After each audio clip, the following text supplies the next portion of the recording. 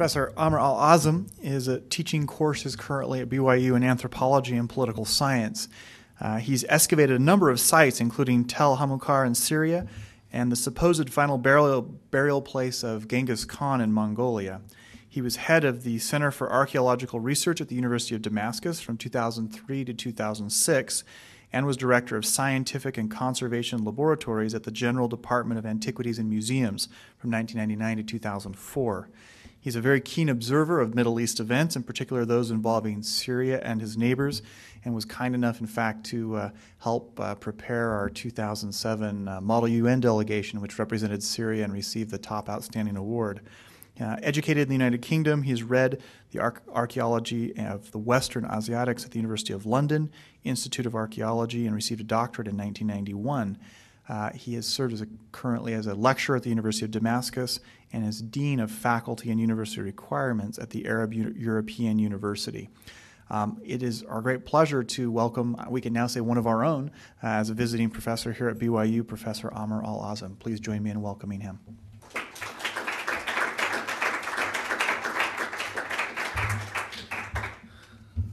Thank you, Corey, for that delightful introduction. Okay, that way? That's better. All right. I usually don't need mics. I shout out what I want to say, and my students sort of recognize that. Anyway, I decided, when I was asked to do a lecture here, I thought about what I would say, and I decided that obviously it's going to have to be something to do with Syria, because Syria seems to be in the limelight continuously today, whether it's because some important dignitary like Pelosi happens to be visiting it, or because it happens to have the salubrious title of being a member of the Axis of Evil, or because, any number of possible causes that somehow keeps putting Syria on the headlines, although not necessarily always in the best possible light. And before I go on any further with my talk, I just wanted to share with you this particular quote that I gave once, or based on a question that I was asked by a journalist about a year ago.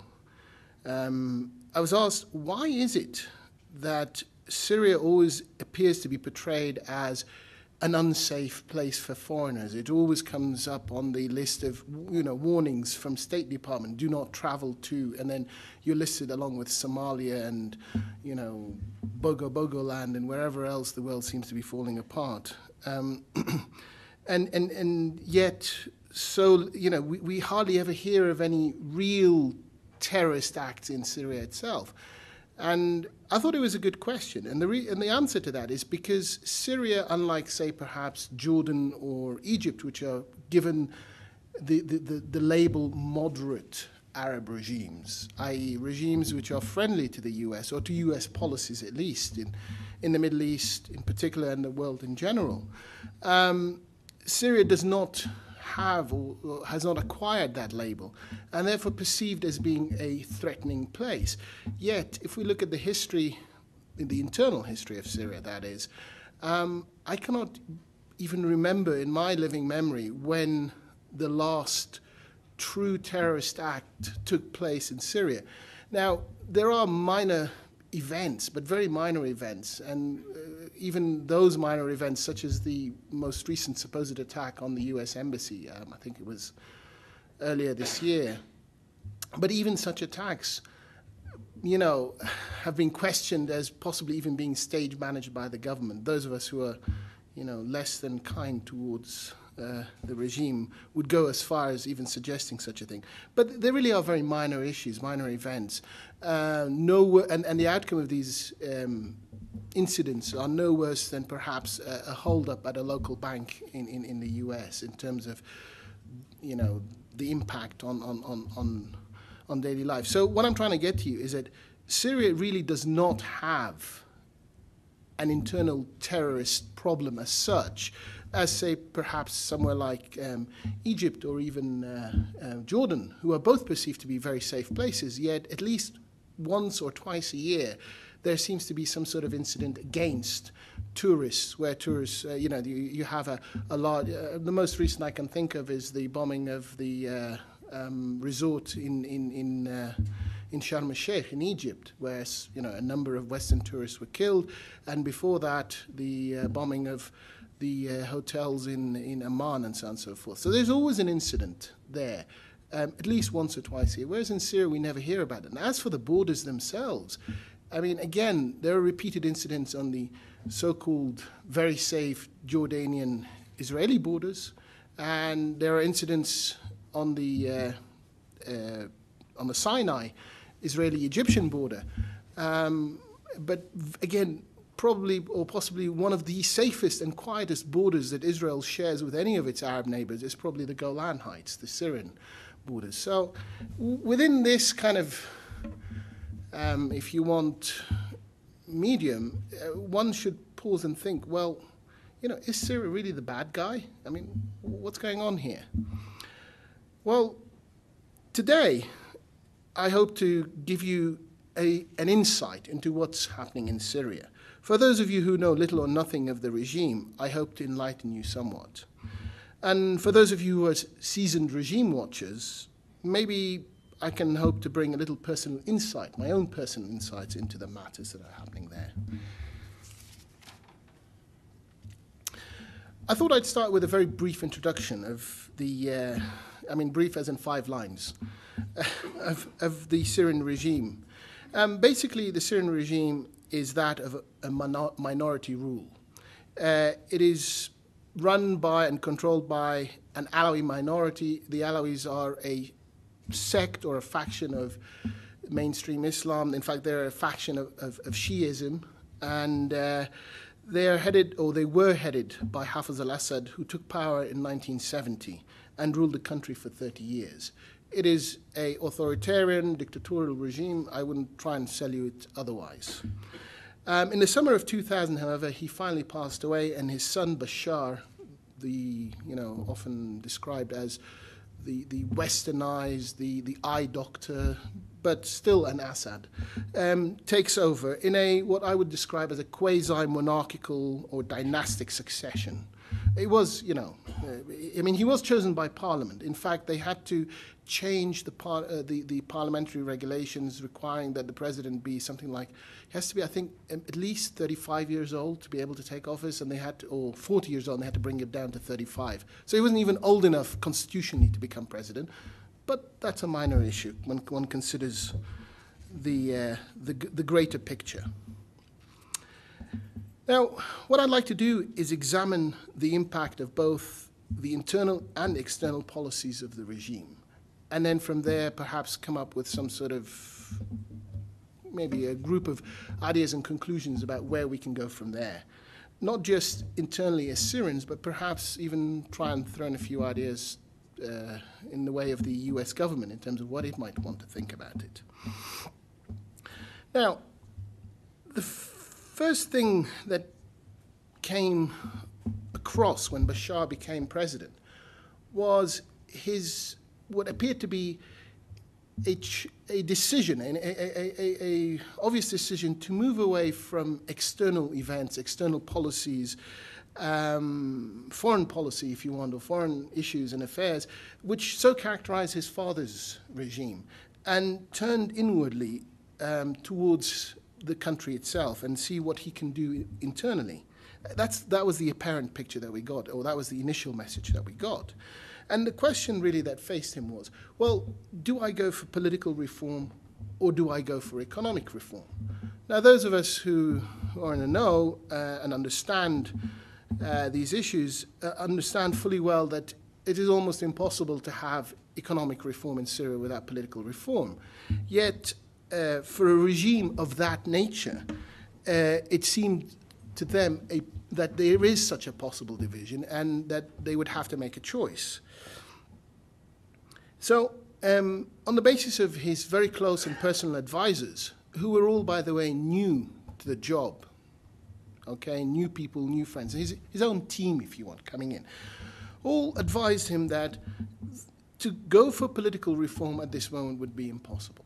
or unadvisable, or too confrontational. You're not ready yet. Your position is not stable enough to do that. Any number of reasons. Anyway, so they decide to go for economic reform. And so the reform policies were aimed at improvements, modernization of the economy, modernization of the education system, administrative bureaucracy, and so on and so forth.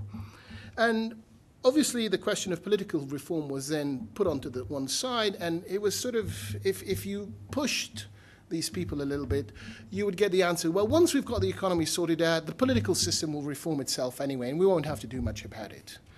And sort of you're left with that as a response.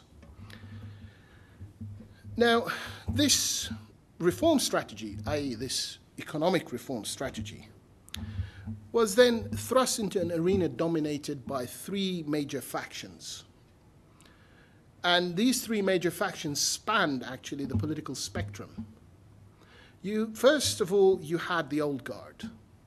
These would have been people who would have been high-ranking officials, party members, generals, etc., who were very loyal to the father and to whom Bashar is beholden for putting him there. When the father died, there could have been a succession crisis very easily, but the old guard ensured that the succession was smooth.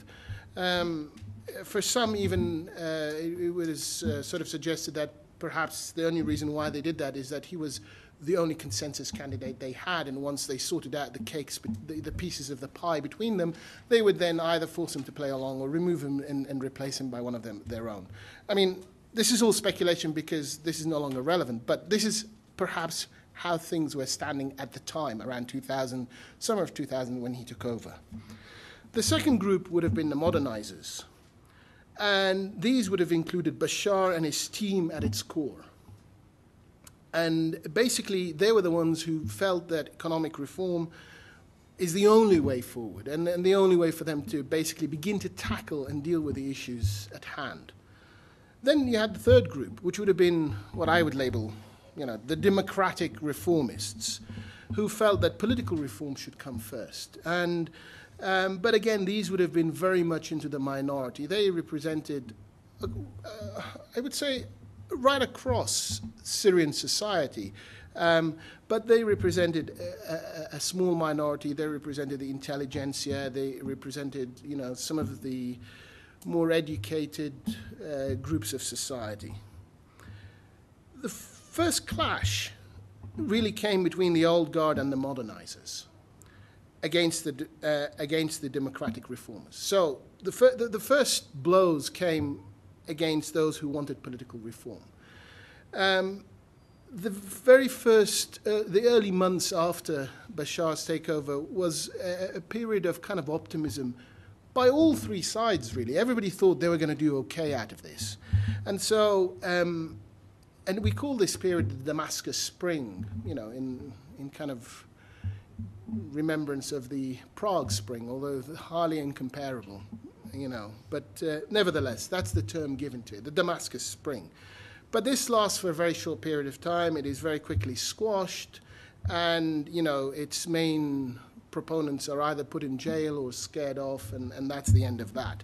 And those of us who even contemplated it were very politely but firmly told, desist. So, it was possible initially to have public meetings. It was possible to have, political forums and so on and so forth. And gradually these were all closed down, and their organizers were told either, behave yourselves or we'll go back to the old days of, locking everybody up. With that challenge over, the second clash came soon after, and that was between the old guard and Bashar's team, the reformers, the economic reformers. So having got rid of those who were calling for political reform, the second clash comes between those two groups. And throughout the early 2001, 2002, 2003, the repeated mantra that we kept hearing then was that really Bashar and his team really were trying to push forward. They're trying to reform. They're trying to change the country. They're trying to change people's mentality. if you want, non-party ministers were given positions, directors of various government institutions were, appointed, but without the approval of the usual party system, even sometimes without, not necessarily belonging to a particular sect or to particular political leanings. There was this kind of attempt to loosen up things. And of course, this went against the old guard's wishes, and who basically felt that they were beginning to lose their control and grip over the country. And, this struggle was getting more and more intense, but it was also an excellent way for the president to kind of blame, if you want, any failures on the old guard. So he had, if you want, a ready-made scapegoat. So every time something went wrong, he'd say, well, it's not me. I'm really trying. I've just signed, Directive Number 5, which says that you must do this and this and this. But, the old regime and its supporters will just not, carry out my wishes. The struggle is finally resolved, basically with a new correctionist movement, if you want, at the General Party Congress in 2005, where he finally basically feels strong enough and secure enough to be able to take the old guard on.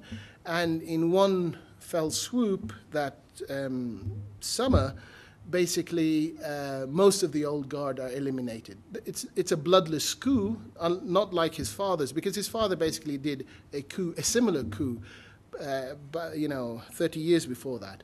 But that was a lot more bloody, and people ended up in jail. In this case, nobody was sent to jail, but people were sent home. They were told, thank you very much, you've done your good job, now it's our turn, behave yourselves and all will be well. And just as a footnote to all of this is that some did behave themselves and some didn't.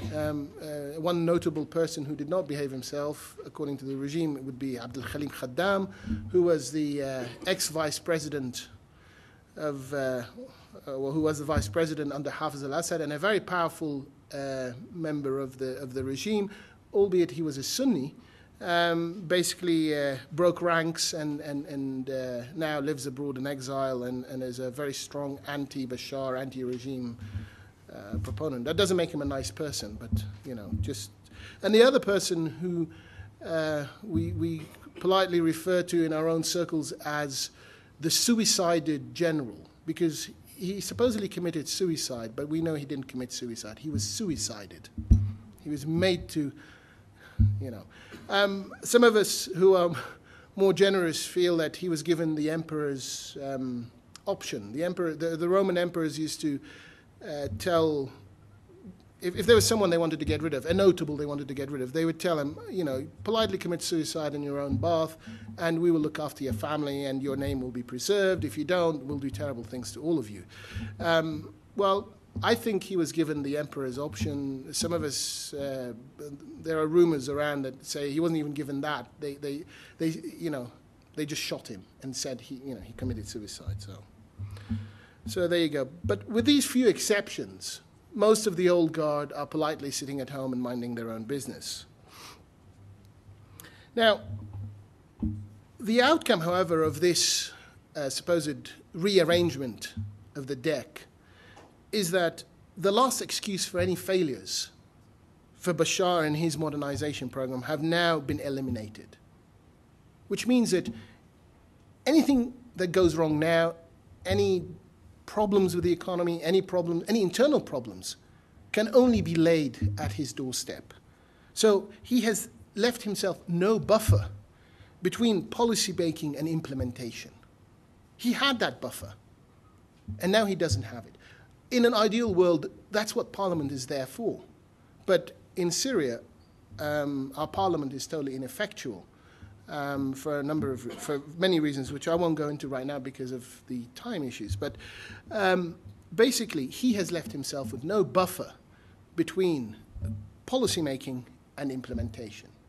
And that is going to perhaps come back and haunt him in the future.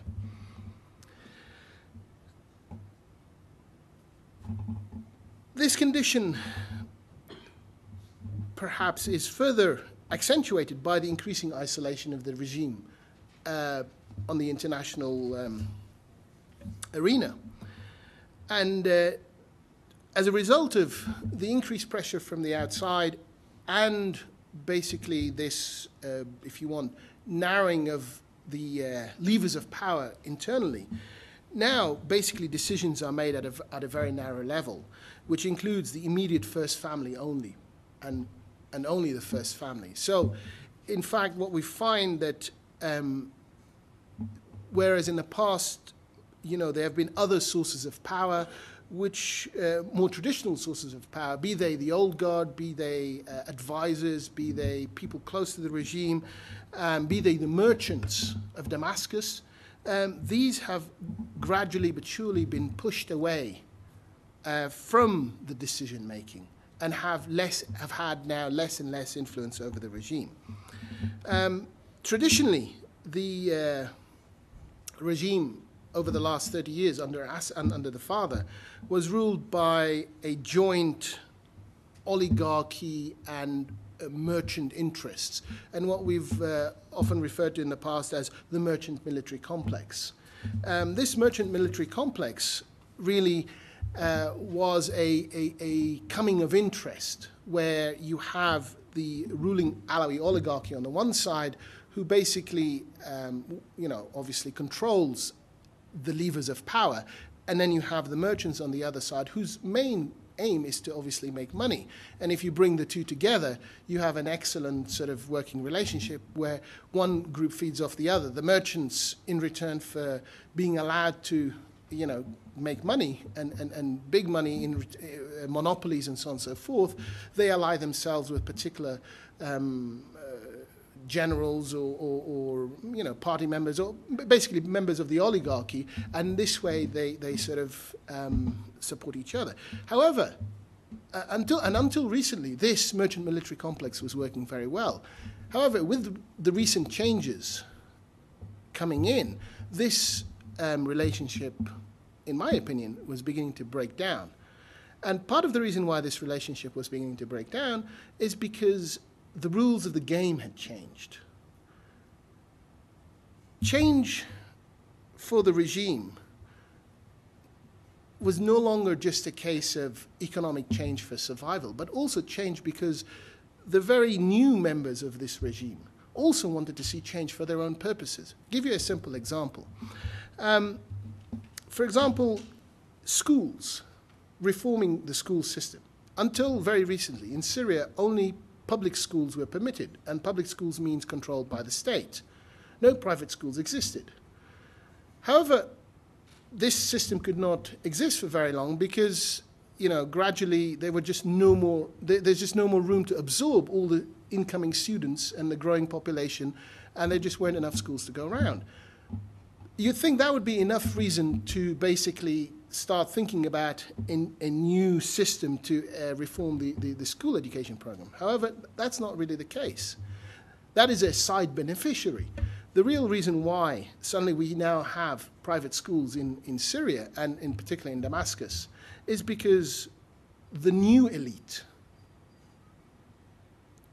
basically now are educated and want a better education for their children. They want their children to go to private schools. They want their children to learn to speak English and be educated using McGraw-Hill programs, curriculums, and American. In fact, I remember the first thing the parents ask, is the curriculum at your school an American curriculum? If you say no, it's a British curriculum, they say, no, we want an American curriculum. And one of the biggest parodies of the current, if you want, embargo on Syria is that American publishing houses are not allowed to send school curriculums to Syria.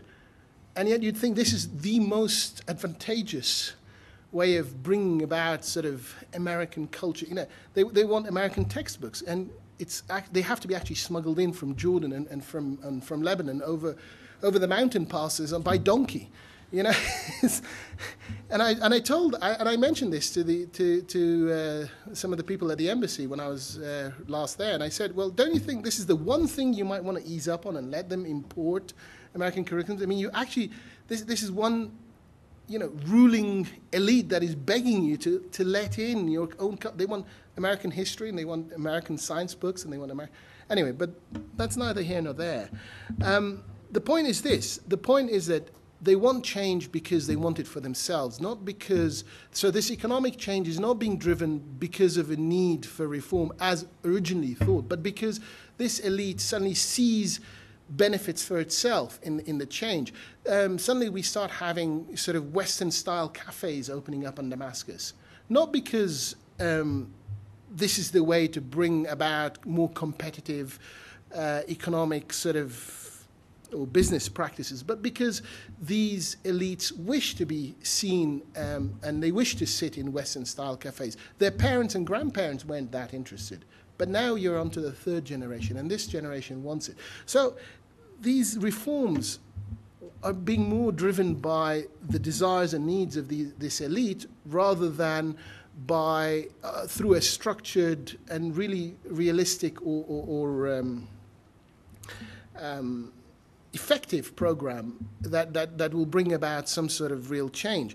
And where the reform is really needed, not much is happening. It's failing. It stays where it is because it's actually too difficult to tackle, and because you cannot really do it without political reform. So the economic changes that we see are at a much more sort of at a pleasure level, if you want, or at a personal level, rather than at a really sort of effective and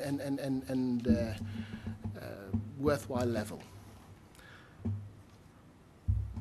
Now I'm going to turn to foreign and external relations.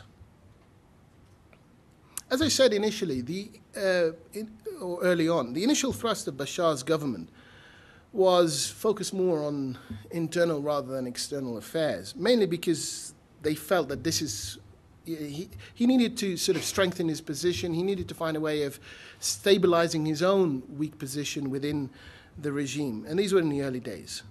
However,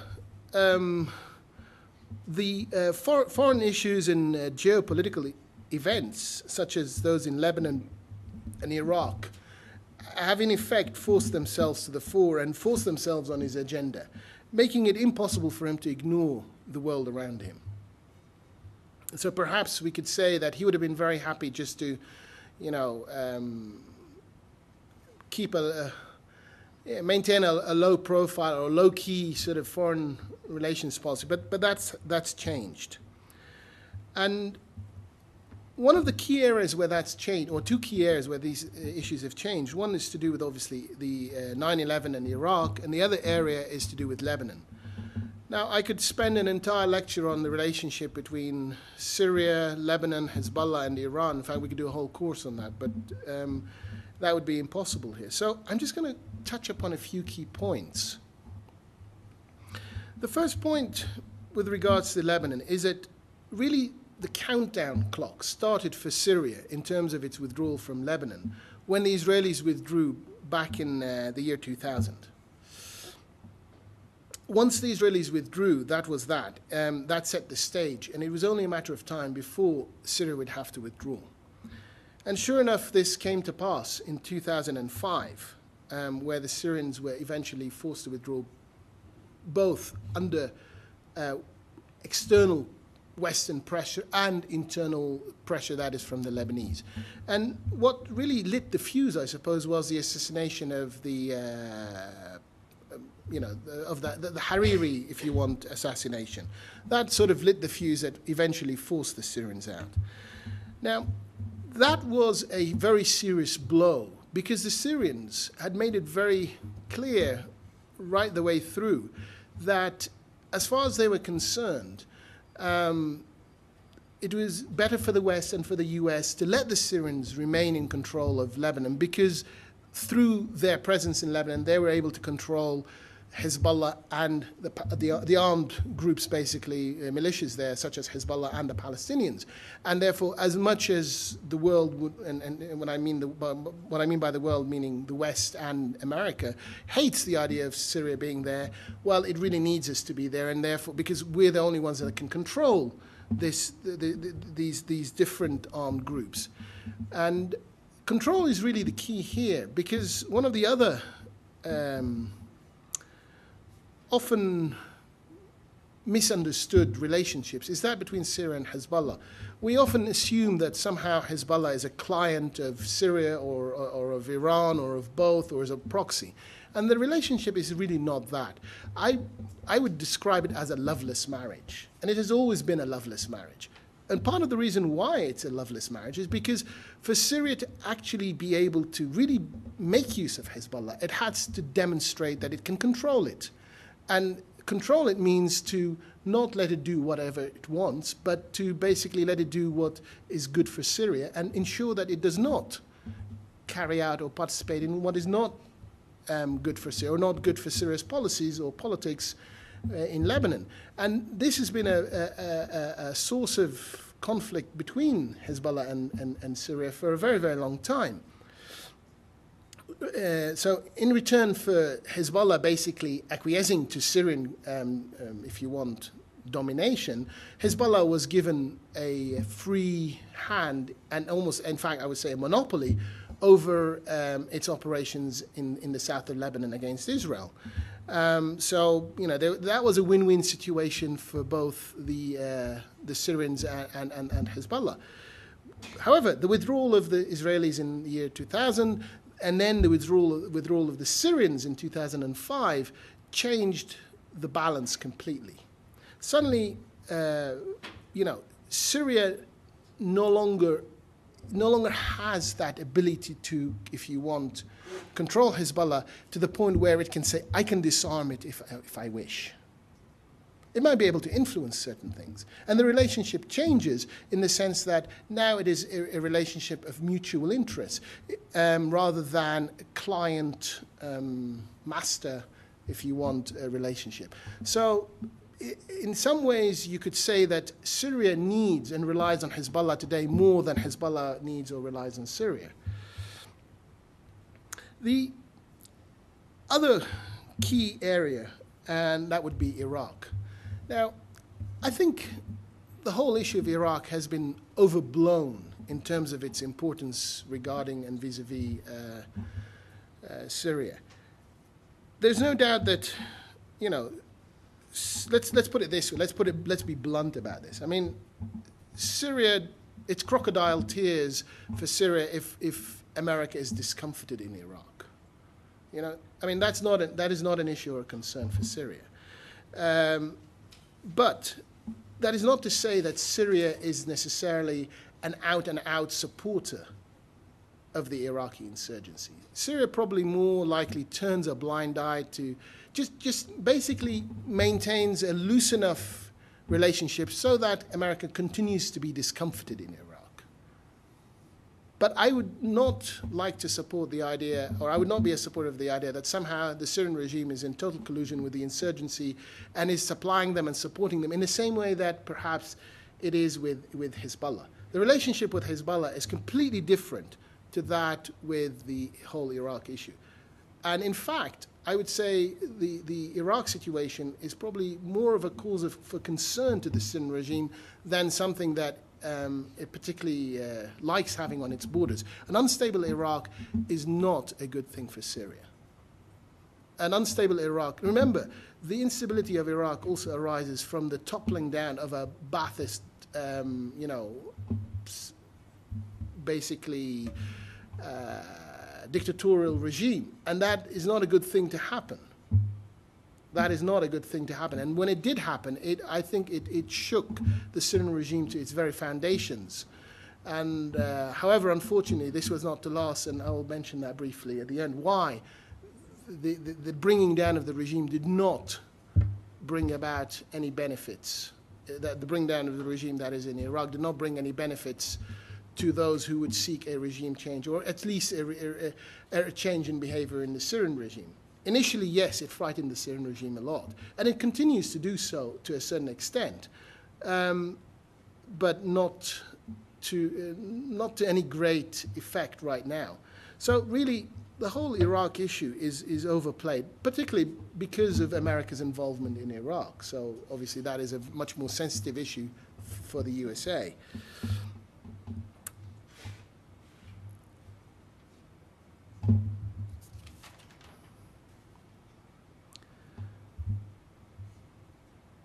So where does all of this leave us? Where do we go from here? One of the most important lessons that came out of the Iraq issue is that now most Arab populations have been cured of the desire for regime change, thanks to the catastrophic events in Iraq. Basically, there was a chance there, perhaps, but the way the whole Iraq issue was handled just surely killed it dead in the water.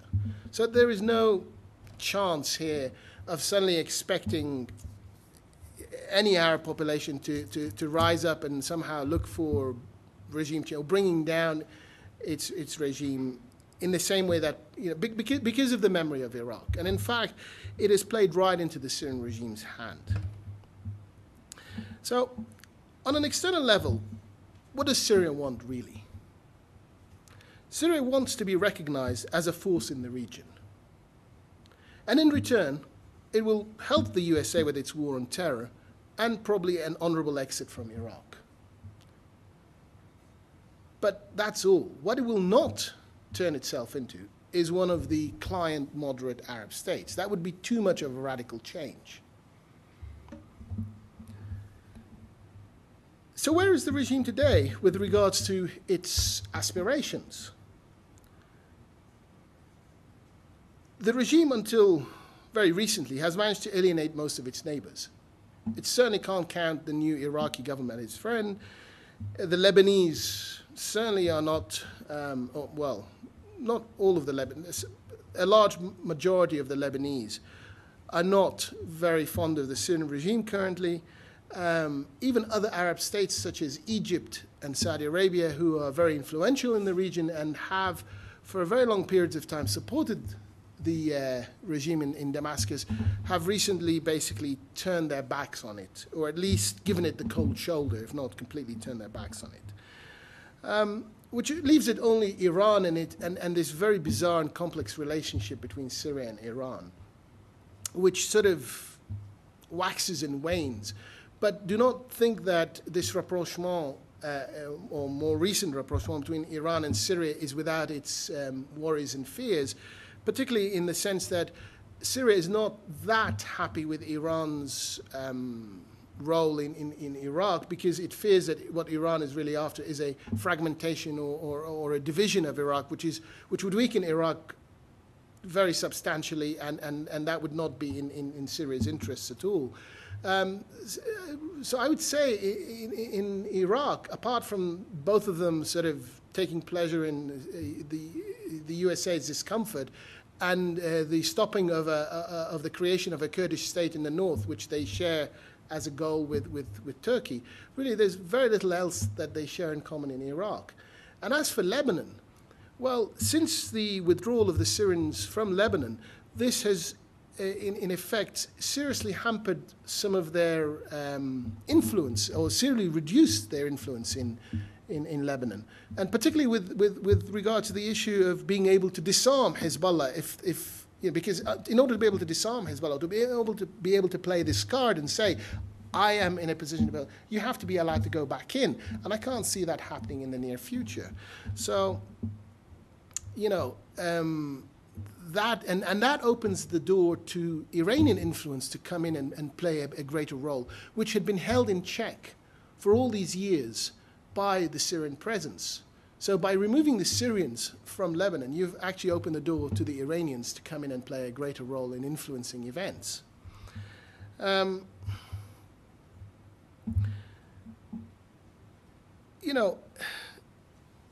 addition to that, we have the problem of the Hariri investigation. Now, in theory, this is a very, very dangerous situation for Lebanon, for Syria, because if somehow you can prove that the Syrian regime was involved, then you can be very sure that this will have very serious consequences, not only for the regime, but for Syria as a whole.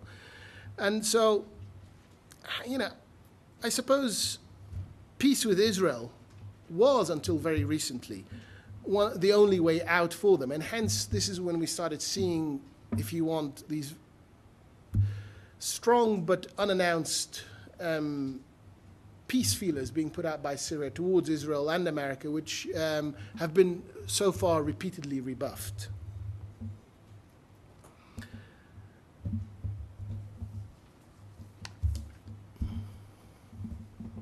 However, has any of this worked? Has any of this really affected the regime? Has the isolation affected it? Has the threat of having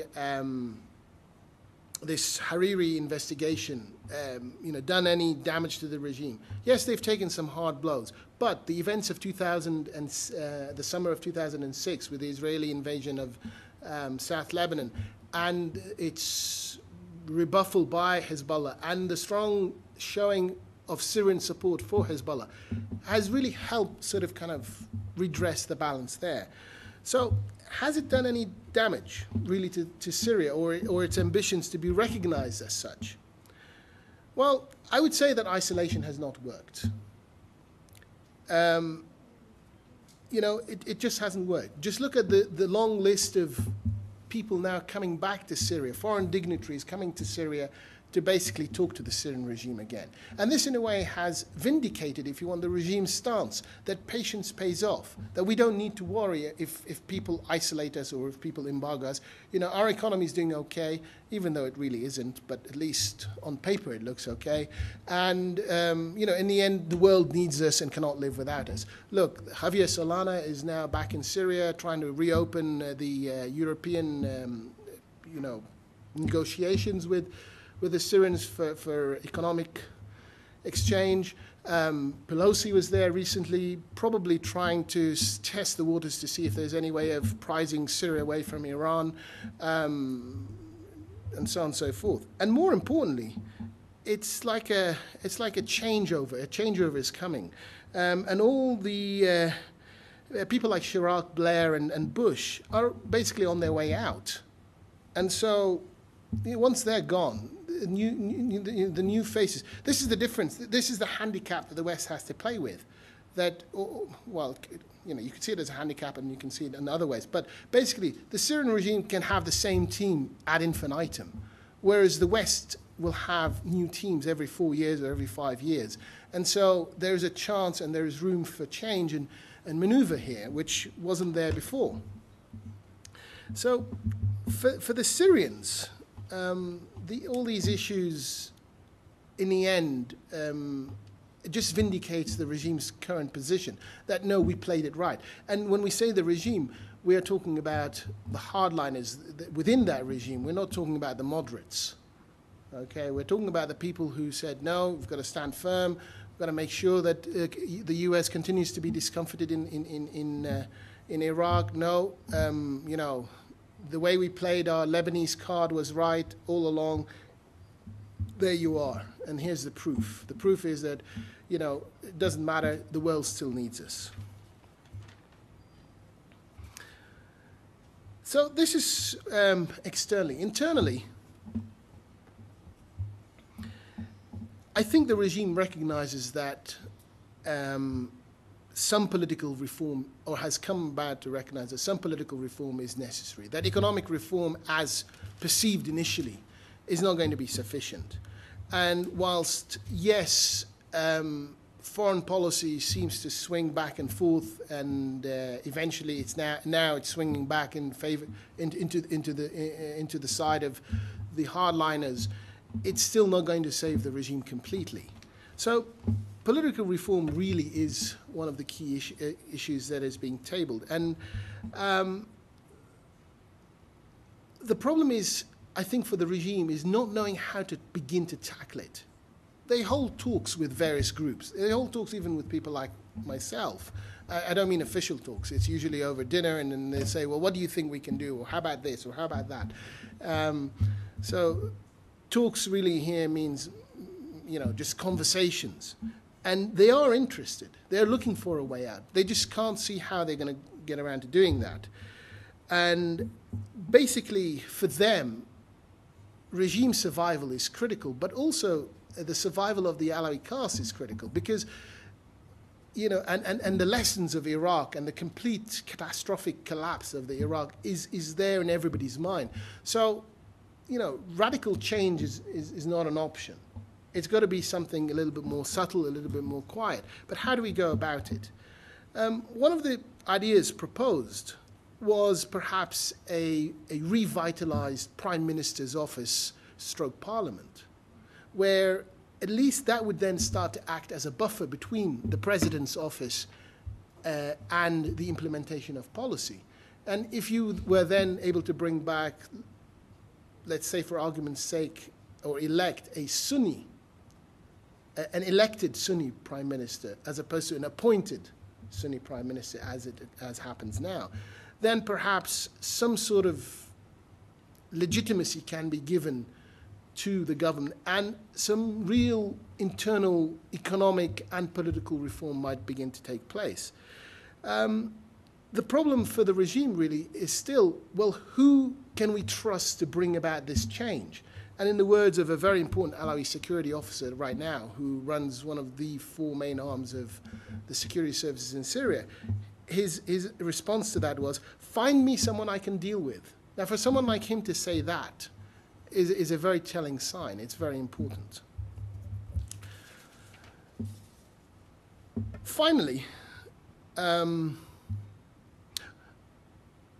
would say the following. So where does the US go from here? So we've outlined Syria, very briefly, albeit. So where does the US go from here? What should the US's position, or what should the US's sort of approach to Syria be? Should it talk to Syria, or should it not? And I think that really depends on what are the long-term objectives stroke priorities of the US administration. Are our long-term objectives the war on terror? Is it regime changes? Is it regional stability? Is it supporting Israel unconditionally just for the sake of supporting it and for no other reason? Is it for spreading democracy and providing a fair and equal world? I mean, what is it we are trying to do as a US? What is it we're trying to do out there in the world? And I think part of the problem for the US is its own objectives are not that clear. I would say this in conclusion. The Damascus-Tehran-Hezbollah axis is not rigid, is not formal. The relationship between Iran and Syria and Hezbollah is a tactical one, not a strategic one.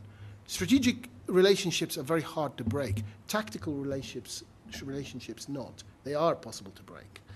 And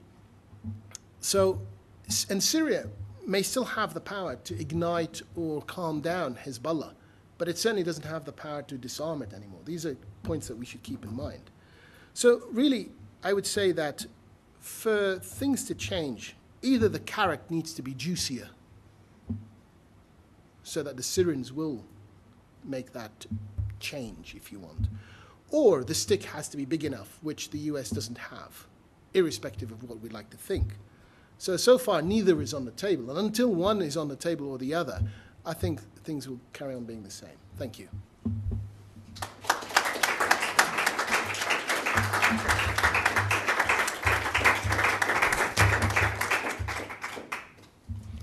Any questions?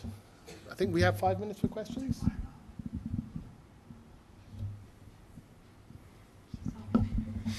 Yes, thank you. Could you comment on the effect that the Iraqi refugees have had on Syria and the dynamics there? It's interesting that you ask that, because this morning I was reading a report on that. I mean, the impact is not inconsiderable. You know, having so many thousands and thousands of refugees from Iraq coming over to Syria has had a big impact. I can tell you on a very simple level, the impact on inflation, the impact on the prices of basic foodstuffs, the impact on just even, the prices of properties and so on and so forth. So you could say, in some ways, that the Iraqi refugees have brought in an infusion of money into an ailing economy. That would be one way of looking at it. However, this is temporary, transient, and probably, not even in the long term, but in the medium term, is probably going to cause problems for the economy. So that's not necessarily a good thing, but it's a temporary respite. More long term, more on the political side, having all these refugees in Syria, I think, is not very healthy for the regime. because it can create a destabilizing effect. There's no real screening of the refugees coming over. There's no real... So in some ways, you don't know what's coming over. Are they criminals? Are they just good people who are basically running away from a terrible situation in Iraq?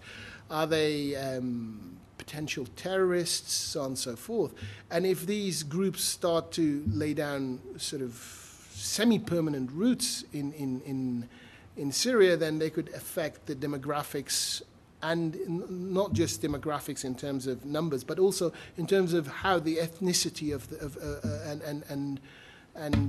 balance of numbers in certain districts that they have chosen to live in Damascus, for example, interplay with each other. So there is, let's put it this way, there is a serious potential for big problems on the horizon if these refugees are not able to return soon to their country. That would be, and not forgetting also that these refugees are also going to, not just going to, they are putting a great burden on the public services, just like transportation, hospitals, schools, etc.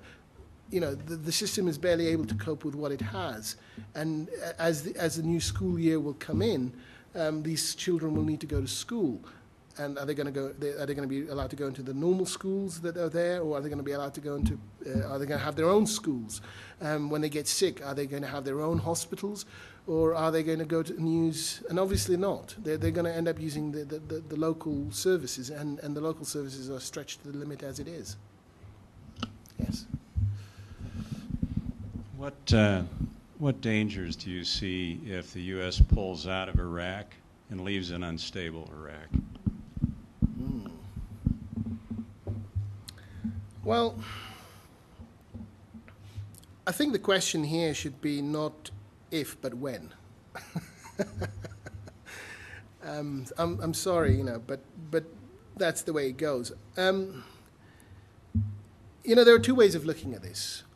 One way of looking at it is to say, well, if the U.S. pulls out completely from Iraq, then you're going that's going to leave a vacuum, and this power vacuum is going to have to be filled in, whether we like it or not, by somebody. And the two somebodies around, in fact, there are three somebodies. You've got the Turks on the north, you have the Syrians on the west, and you have the Iranians on the east. So I think what will happen is that the country will just fracture into three parts, in effect. It can only but do that. Is that Iran's objective, you think?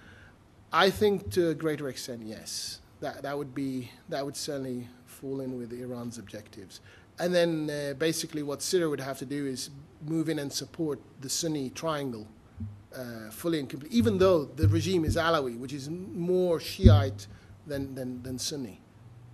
Bear that in mind. But basically the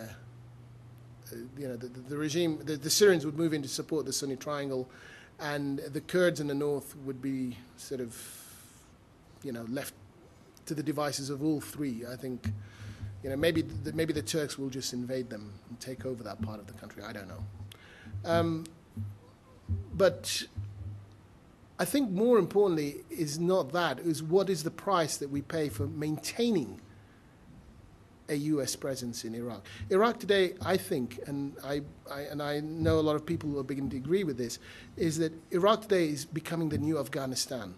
Not in the sense of, this whole issue, and I would more closely identify with Afghanistan than even with Vietnam, purely and simply because Afghanistan in the 80s and 90s served as a training board for a lot of these very radical Islamic groups who had their own agendas in their own countries. Okay? And so whilst the generation that got trained up in Afghanistan sort of grew up and grew old and retired, basically, and then now they have Iraq to basically go and practice. And the presence, the longer this situation is maintained, the longer these guys are going to have time to train and practice and then go back and spread out in their parts of the world and deal with, you know. And I can think of two very important statements here. One was that when Bush said that he's going to take the war to them, and for them, they don't need to come here anymore. So really, are we winning the war on terror? Is the reason why there are no new terror attacks on U.S. soil? Is it because the war on terror is working? Is it because we've stopped it? Or is it because they don't need to anymore? Because, you know, to kill an American, you don't have to go all the way to America. You can do it right there on your doorstep, in your own home, backyard. And I think that was really one of bin Laden's aims from the very beginning, is to be able to kind of engage in that kind of battle. And we've provided him that opportunity, and we continue to provide him with that opportunity. So, you know, the question should be more, you know, what is going to happen if we stay there? If we pull out, we pull out. I mean, you can sort of calculate what's going to happen if we pull out, but it's harder to calculate what will happen if we stay. Any other questions? Yes.